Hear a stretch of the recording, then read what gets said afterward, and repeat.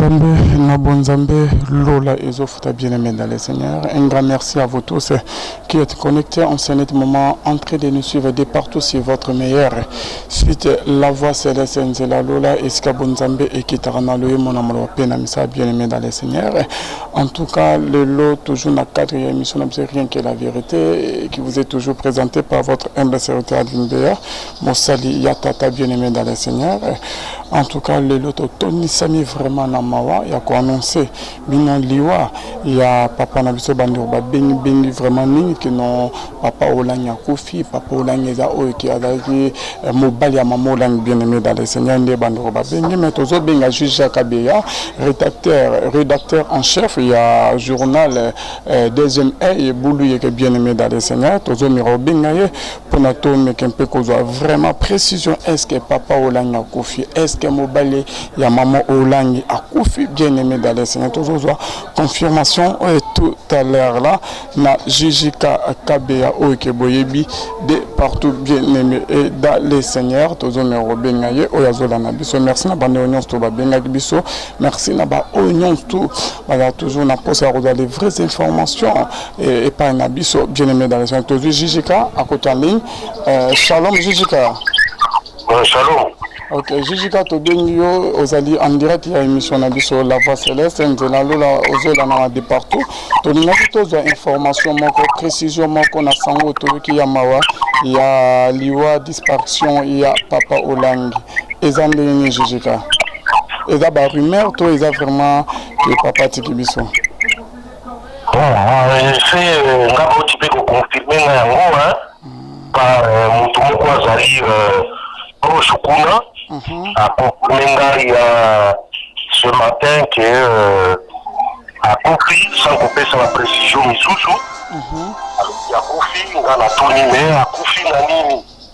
Alors, il y a un problème, il y a cœur, il a fallu faire l'opération, on a évité suite les alaïki, et bien finalement, il y a qui Kofi. Donc,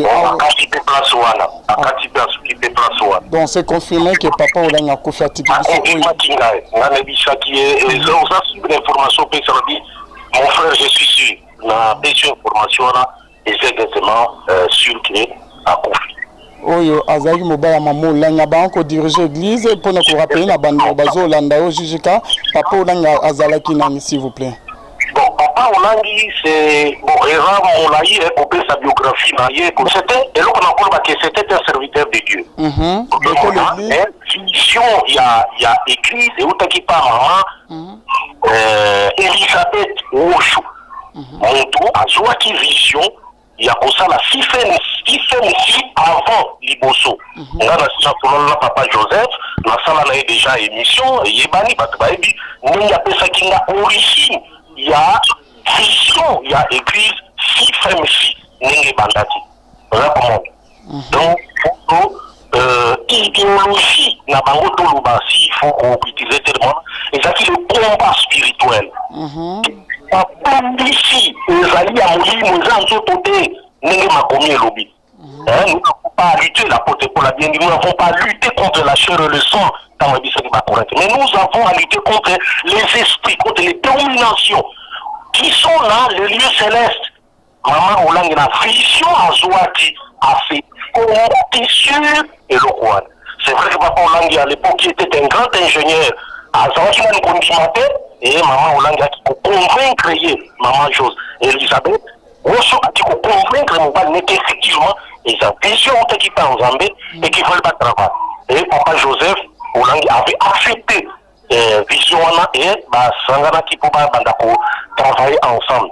Mais avant, en gros, Bazaki Batumoko, Bazalaki, ça beaucoup de serviteurs de ça, c'est quelque chose que Mini Banga Koloba Kangote, mais il faut Koloba, même Maman et Moko, Elisabeth Woshu, assis à l'Obango une fois au cours de l'émission.